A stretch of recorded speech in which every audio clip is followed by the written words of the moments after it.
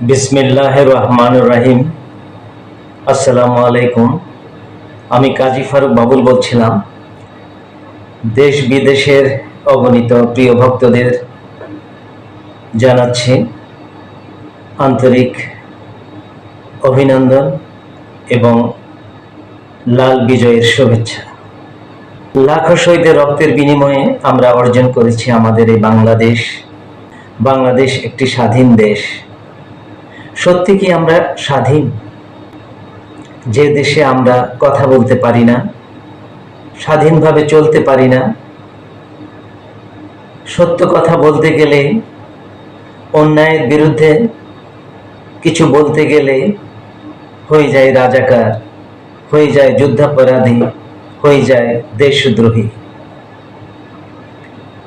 বন্ধুরা, কিছু কথা না বললেই নয়। 1980 সাল থেকে আমি কাজী ফারুক বাবুল বাংলাদেশ টেলিভিশন এবং বাংলাদেশ বেতারে আমার নিজ যোগ্যতায় একাধারে গীতিকার, সুরকার, সঙ্গীত পরিচালক, স্ক্রিপ্ট রাইটার ও অনুষ্ঠান পরিকল্পক হিসেবে কাজ করে আসছিলাম অতি সুনামের সাথে। আমার লেখাও সুরে গান গেয়েছেন দেশের প্রখ্যাত শিল্পী আঞ্জুমান আরা বেগম, নীলুফার ইয়াসমিন, আপেল মাহমুদ, রৌশনারা মুস্তাফিজ, সাবিনা ইয়াসমিন, রুনা লায়লা, এন্ড্রো কিশোর থেকে শুরু করে বাংলাদেশের এমন কোনো শিল্পী নেই যারা আমার লেখা সুরে গান করেননি।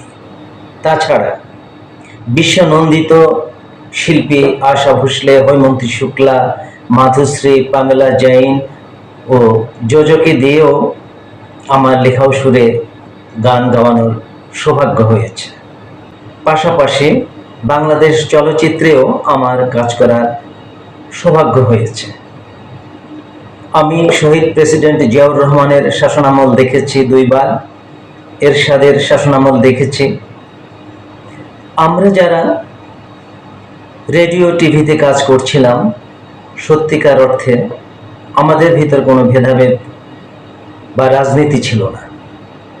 রাজনীতি ছিল পল্টন ময়দানে এবং সোহরাওয়ার্দী উদ্যানে।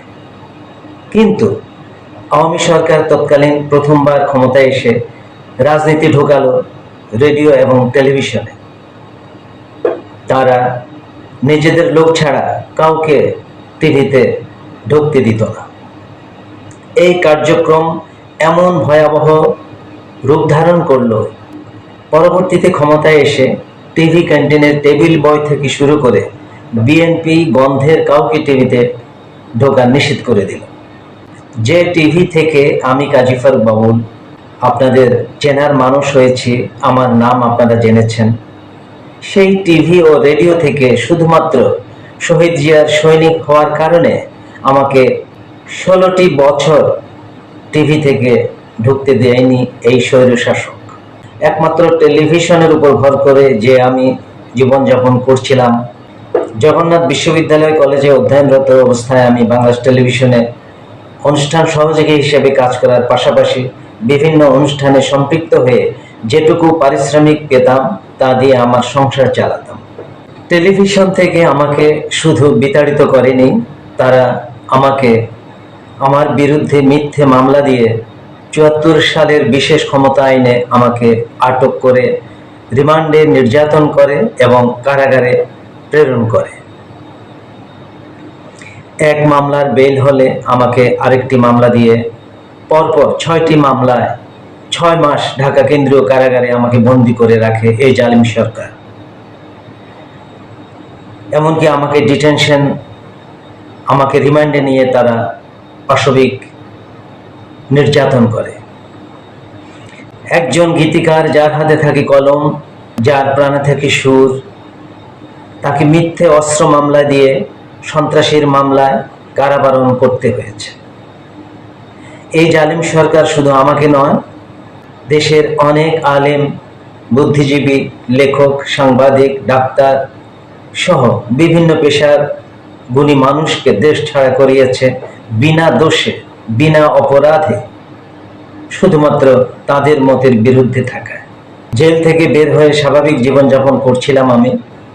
এর মাঝে আওয়ামী জালিম সরকার আমাকে তাদের নজরে রাখে।